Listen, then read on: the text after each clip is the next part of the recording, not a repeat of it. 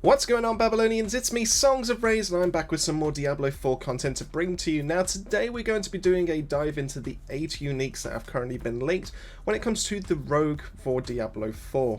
Now, keep in mind that while these are leaks and technically should be in the game files, they are still subject to change because the game still hasn't dropped. So, take what we're about to talk and what we're about to read in with a pinch of salt. They definitely can change, and it might just be like numerical figures, and it might just be tweaking here and there. Some potentially, depending on how the internal playtests go, might have like a full revamp. But what we're actually going to do is we're going to have a look over what's actually already been advertised to us, what someone's been able to dig out, and then we're going to discuss as to how valuable in certain builds these will be, and to be able to maybe even rate them on a scale of 1 to 10 as to how good or how desirable these are going to be, so you can decide what you want to be able to go out and farm. But if you are enjoying the Diablo 4 content and you want to be able to see other lists like this, because this is purely going to be on Rogue, so we will discuss the other ones at a later date, then make sure to drop a like, subscribe, and maybe even drop a comment letting us know what you actually enjoyed about this video, or which one of these items are the most desirable, or which ones you're going to be grabbing yourselves. But with all that said and done, let's get right into the list. Alright, so like I said, we do have 8 potential items in here. We do have 2 daggers, we have 2 bows, 1 amulet, gloves, helm, and pants. Now, when it comes to this, we'll start from the top, we'll work our way down. So the first one we're going to be talking about is the Condemnation Dagger, where what this reads is your core skills will deal X amount increased damage when spending 3 combo points, and your basic skills using this weapon have a X% chance to be able to generate 3 combo points just straight away. Now, in terms of core skills, like I said, these ones are pretty good. These were like your twisting blades, these were your barrage, these were your rapid fire, your penetrating shots, and your flurries. So you were pretty much using these with combo points to be able to increase the amount of damage they could do. Now, obviously, the combo points kind of affected each one differently in terms of like the massive amount of damage they were doing. But in terms of like twisting blades, we were like seeing like a 14% increase in base damage just from each point that was being used for combo points. But then it also gave you like an extra thing on top of it to be able to increase the amount of movement speed that you had, etc. like that. And this all varied depending on which one you were going for. So some of these went all the way up to like extra 20% per point that you did have. You know, it was a great way to be able to increase your DPS, especially if you are using the skill just the once and then you're just casting and just being able to run away from the rest of the horde. Now, with this one, I like the idea behind this because the basic skills were being able to instantly refill your combo points just from being able to potentially just do the one kind of like cast, one skill, and then you get your 3 points straight away to be able to get that massive DPS increase. But on top of that, that first sentence where it says you gain increased damage when you spend 3 combo points, it's amazing. I genuinely think this is going to be one of the better ones for me to be able to go out and grab, and especially considering how much in the beta I loved using combo points to be able to like take down bosses, to be able to take down absolute hordes of enemies, especially with Twisting Blades. And Twisting Blades was a great DPS output when it came to it, because you were able to just scale it off the roof. Basically, you were able to do thousands. I've seen some people online go into 5 figures with a crit on this. Considering the levels we were only able to get to when it came to the beta is great. It's insane, and I genuinely think it's going to be one of the better characters to be able to look out for. But overall, I think this one's going to be a really good one to be able to go for. I genuinely think this is going to be probably, if combo points do go the way that I'm expecting them to go, I could see this being top tier. I can see a lot of people potentially gravitating towards this, and especially with Twisting Blades builds being as strong as they are. So if nothing's been touched, and depending on the percentage chances that are going to be going on that, if it's going to be like 10% chance, it's going to be kind of negligible. It's not really going to be something to search out for. But if we're looking like 20, 30, maybe even 40%, then yes, I can see this being pretty good. I can see this being pretty desirable. So in that case, I would probably make this like an 8 or a 9 out of 10. So maybe I'll go slap bang in the middle, give it an 8.5. Depending on those percentage chance increases, it could increase it even further. So I'm just lowballing just on the side of caution for the time being. But if it does go anywhere between 30 and 40%, then I'll quite happily bump this up to a 9. I think it's going to be one of the better ones to be able to go out there and grab. Now, moving on from there, we have Asheara's Khanjar, which is another dagger where hits with this weapon increase your attack speed by X% chance for X seconds up to X%. Now, this is a very vague description on here, and obviously there is a lot of interpretation to be able to take for this one, because all of those X's could mean anything. We could be looking at a very fast attack speed for a small amount of seconds up to a certain amount of time. It could be absolutely anything. So this one's going to vary largely depending on the actual value that we're going to be putting in and swapping out those X's for. But for this to be potentially even viable, the attack speed would have to be getting anywhere up to maybe 50, 60, 70%, maybe even as far as 80, to be able to make it even viable, especially when we compare it to the DPS increase that we're going to be seeing with Condemnation, and potentially some other aspects and some other kind of like combinations of uniques out there that we haven't seen just yet. It's got to be fairly substantial. If it's going to be 10% or 20% maximum, then it's just not going to be like anywhere near used. I just don't see a use for it in that sense. I just don't think it would fit into any kind of builds. There will be so much more better things for you to be able to slot in there. So I just don't think this one's going to be... I'm just going to have to give it a flat 5 on this one, just because we don't know the values and we don't know how high this is going to scale. But if it's high, then yes, I could potentially see a use for it. Especially with combo point builds, because if we're able to stack up our attack speed all the way up to, say, 70 or 80%, that means that we're then activating our initial like basic skills to be able to start stacking them up so much faster, to be able to get to that DPS phase, to be able to then start stacking them up once again. So I think it could be a close second to the Condemnation in regards to that, in terms of like those builds. But otherwise, it's just going to be mediocre, so I'm going to give it a 5 for the time being. But if we do actually get some figures on this one, then I may actually change my rating on that. Now, if you're a ranged rogue, then you're in luck. We do have access to information on 2 bows when it comes to the uniques, and the first of all is going to be the Skyhunter, where the first direct damage you deal to an enemy is a guaranteed critical strike. If you had maximum stacks of precision key passive when you cast the skill, you gain energy, and this can only happen once per cast. Now, to be able to get a full idea as to how this one kind of works, we need to have a quick look at precision, where critical strikes with marksman skills grant you precision. You gain 4% increased critical strike damage per stack of precision, up to a maximum of 20%, so that means you're only going to be stacking up 5 times. Once you reach this maximum precision, your next marksman skill is a guaranteed critical strike that deals 40% increased critical strike damage, and then consumes all stacks of precision. So how this is going to work is it kind of already does part of what precision already does, being that like with that first direct damage you deal to an enemy is guaranteed critical strike. It's a great way to be able to set up precision, but at the same time, when you get to 5 stacks of precision, it then takes away one reason to be able to have precision in the first place.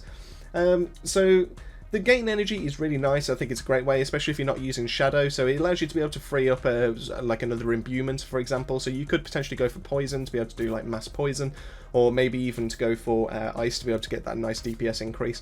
But yeah, but the only real benefit you're getting from this when you tie it in with precision is that increased critical strike damage. Now, don't get me wrong, this is really nice to be able to have that, and it's a great way to be able to constantly get those critical strikes, to be able to have that extra damage. I think it would be kind of nice. I think it's a decent ability to be able to have. I think it's okay. I don't want to say it's amazing as it currently stands. The only reason why is because we don't have the ability to be able to debuff those enemies. The reason why, when it mentions that your first direct damage you deal to an enemy is a guaranteed critical strike, that means we can't use like our caltrops to be able to apply like a debuff. We can't use our concealing bomb to be able to start applying debuffs that way, to be able to get the extra damage on top of it. It's kind of it's not where I want it to be. It's not consistent enough to be. Like, this could be a really good way to be able to take on like start a boss encounter, like if you were going through a dungeon or something like that. Especially if you were able to apply all those debuffs. I would probably prefer that it would read that if this was like your first marksman skill, for example, is a guaranteed critical strike, and that way you've got a way to be able to plant a few things. You've got a trap you can put down, you can use your concealment and all this kind of thing, and then you can then just one big hit or something like that. I think that would probably be the better way to be able to have that word, but for whatever reason we're not having that, so it's a bit of a shame.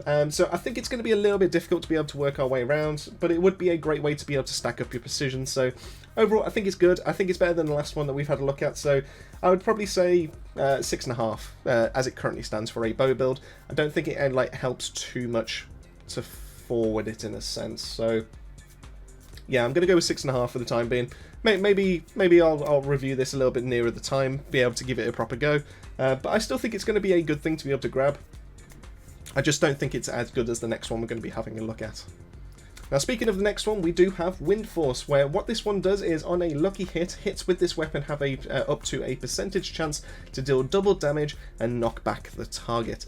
Now this is going to be a great DPS boost, and it's going to work really nice in tandem with another item we're going to be discussing a little bit later on in the actual session inside this video.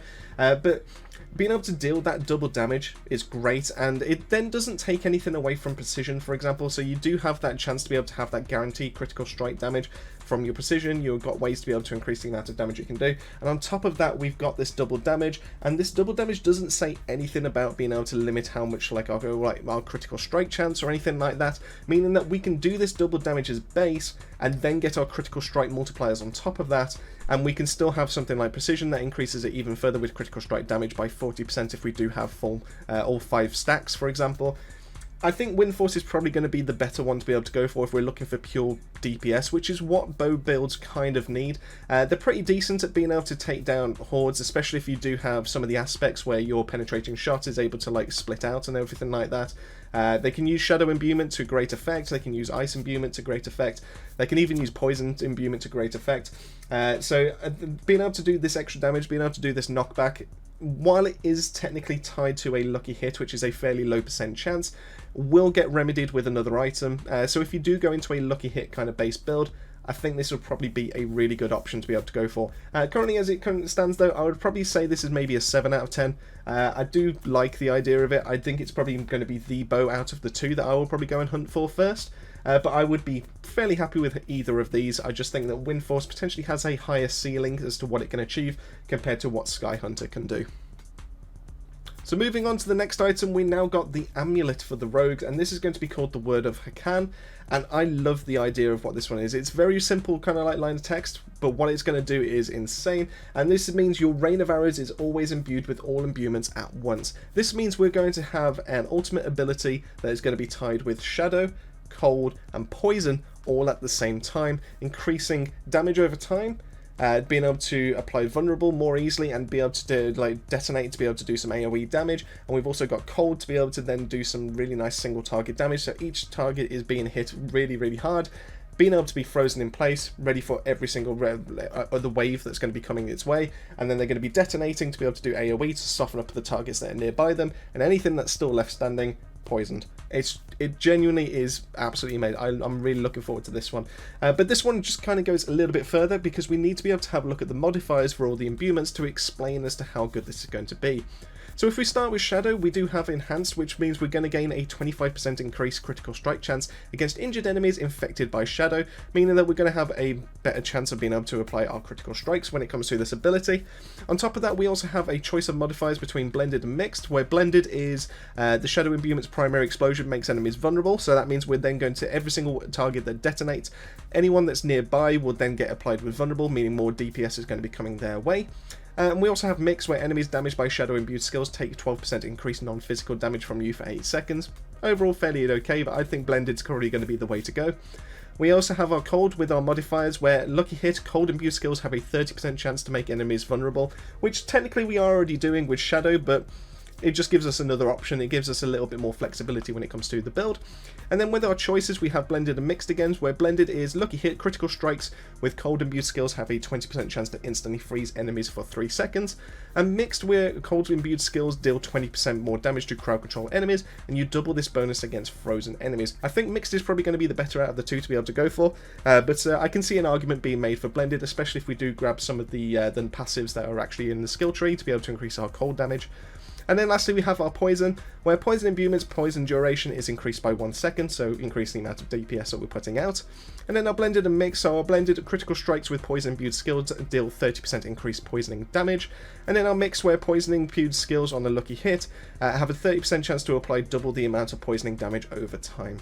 Now this gets even more bonkers if we do actually start factoring in some of the passives. So if we go full hog into the imbuement tree when it comes to our rogue, we have Shadow Crash, where shadow damage has a 10% chance to stun enemies for seconds. We have Consuming Shadows, where each time you kill an enemy with shadow damage you generate energy, so you're just going to have a constant refresh. We have Deadly Venom to be able to increase the amount of poisoning damage we can do. Our Chemical Advantage gain a 1, 2 or 3% increased attack speed for each enemy you poison, so you can get all the way up to 15% if you've poisoned enough with this one ability. Debilitating Toxins to be able to enemies that are poisoned deal less damage to you. Frigid Finesse to be able to do increased damage to chilled enemies, or even more against frozen. Chilling Weight to be able to chill enemies, have their movement speed reduced further to be able to, so they stay inside the circle for longer if they're not already frozen. And then Precision Imbuement, where your imbued skills gain increased critical strike chance to be able to like do even more damage, just for any of those targets that are caught within the circle of Rain of Arrows. Now, Rain of Arrows on top of that also has its own modifiers as well, just in case that wasn't enough. We now have the ability to be able to do that. So not only is it going to be doing a rain down of arrows in a large area 2 times, each doing 100% damage, we now have the modifiers where imbuement skills, if applied, have a 20% increased potency, so that all of those are going to get a 20% increase to their potency in terms of like how much poison they're going to be applying, how much cold they're going to be applying, etc. And then Supreme Rain of Arrows, your second wave knocks down enemies for 3 seconds, meaning that they're going to be staying inside that circle, generating all of that poison, generating all that freeze, generating all that shadow, and it's just an insane amount of like extra stuff and resources that you're just going to be getting from this one skill that has a 60-second cooldown. Overall, I think Rain of Arrows with this one unique is going to be a top tier skill. And I can see some insane builds and some potential DPS that are going to be coming out of this.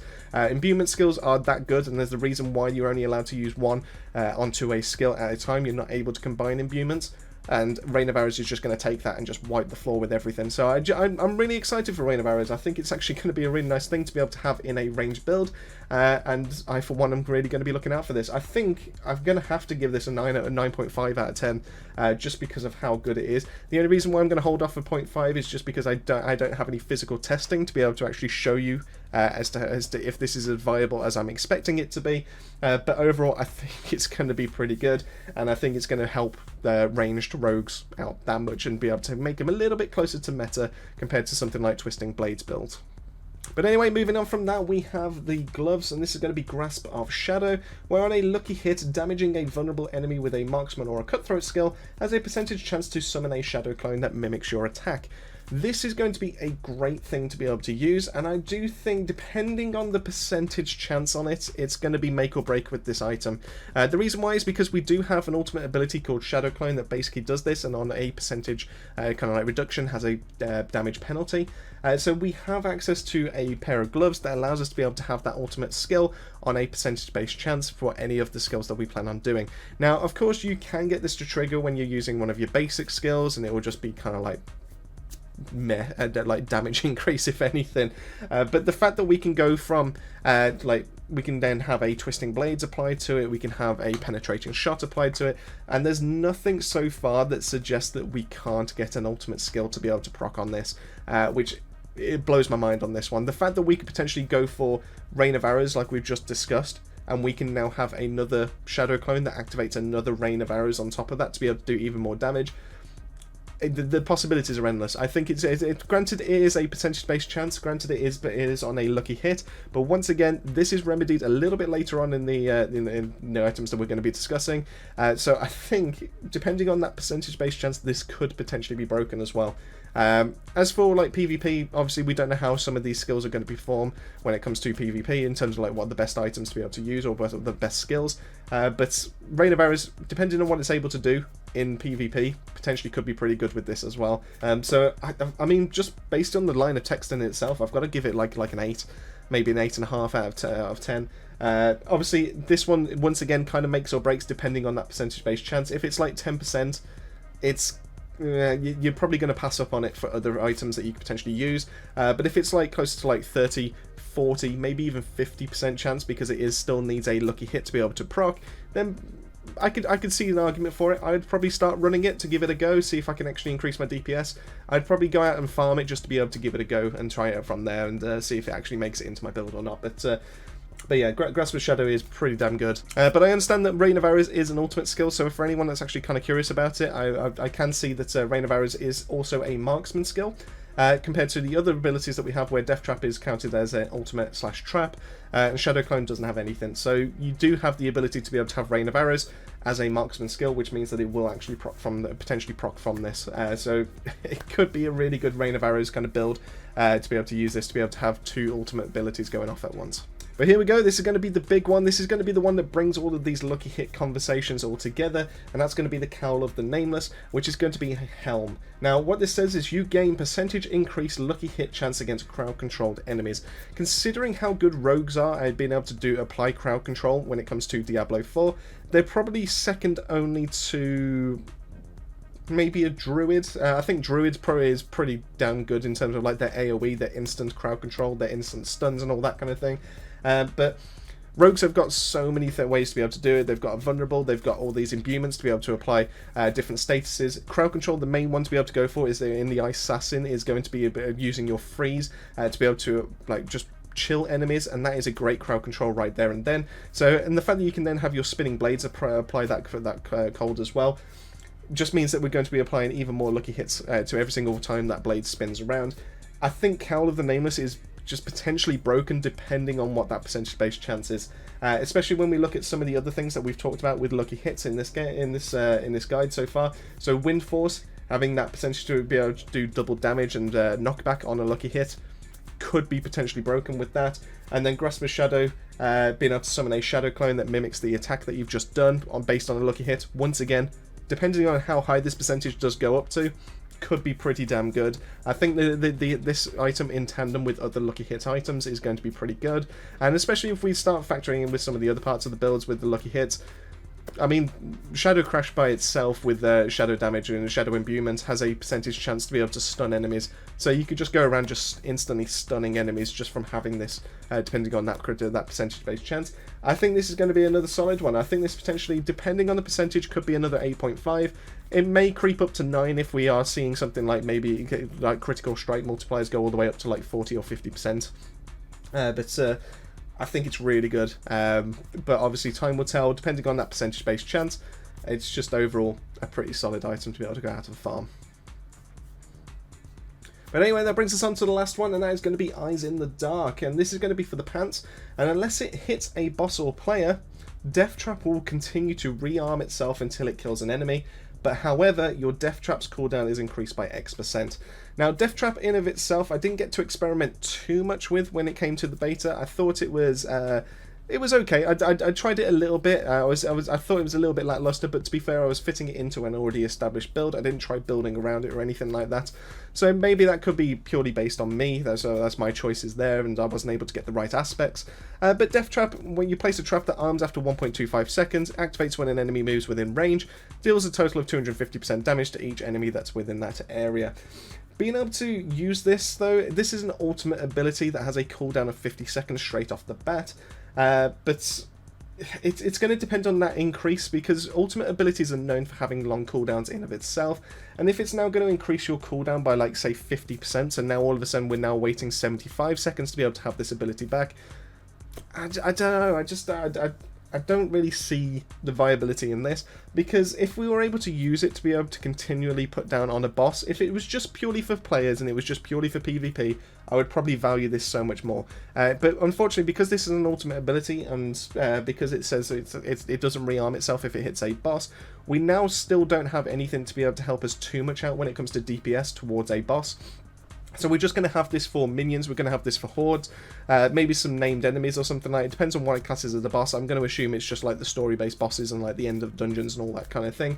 But it's a fixed location, it's a fixed item, and that you need to be able to either bring enemies back towards, or you just kind of like leave it and you wait for the cooldown to be able to place another one down. I don't see the DPS viability in being able to have this, and especially since it's now going to punish you for being able to have this unique that you've managed to farm in the first place, and now we've got to wait an extra bit of our cooldown. I just don't get it. On top of that, we do have modifiers for Death Trap to be able to help out a little bit. Enemies are pulled into the Death Trap when it activates, so that could be a really nice way to be able to increase its viability. Rather than it just waiting for enemies to walk into it, it can actually pull some in to be able to do some damage. And then Supreme Death Trap, if Death Trap kills an enemy, its cooldown is reduced by 10 seconds. If this trap is continually rearming, it will be interesting to know if we can have multiple of these Death Traps down. You know, every single time you kill an enemy with it, it reduces it. You kill 5 enemies inside a single Death Trap and it keeps rearming itself, you now have another Death Trap to be able to put down. Maybe I could see an argument for it then, but you are basically building around this. You could have had a Shadow Clone to be able to do even more DPS that walks around with you to be able to do your skills. Instead, you've gone for a death trap that's just going to be a static location. So I think the skill kind of holds this one back. I'd probably say this is maybe like a 5.5 or a 6 out of 10. But, you know, it would be fun to be able to mess about with it and see if we can actually get a build going. So I'm going to keep it around there. But I just don't think this one's as good as some of the other uniques that we have already looked at. But there we go, that's the end of the list, so let me know in the comment section down below which out of the 8 was your favourite, which one are you going to be looking to be able to farm for first. Now, just keep in mind that these uniques did only drop on World Tier 3 and up, because these uniques were locked behind World Tiers, and we were only able to use World Tier 2 when it came to the beta, so we couldn't get any of these to drop, so these are going to be higher World Tiers only. But for me personally, there's 2 items I've got my eyes on, and that's going to vary between the build that I'm primarily rocking. So the Condemnation for the Assassin is definitely going to be the one that I've got my eyes on when it comes to a melee-focused rogue. And then when it comes to a bow-focused one, I think Word of Hakan probably edges out the Windforce a little bit. Just purely having access to all those imbuements all at once on an ultimate skill, it blows my mind. So I think Word of Hakan is a little bit better than Windforce, but Windforce will definitely be something I'll be looking out for as well.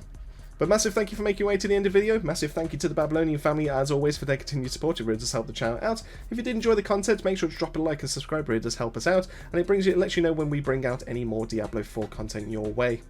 But with all that said and done, just leaves me to say, keep yourself safe, keep yourselves well, and I'll see you all on the next video.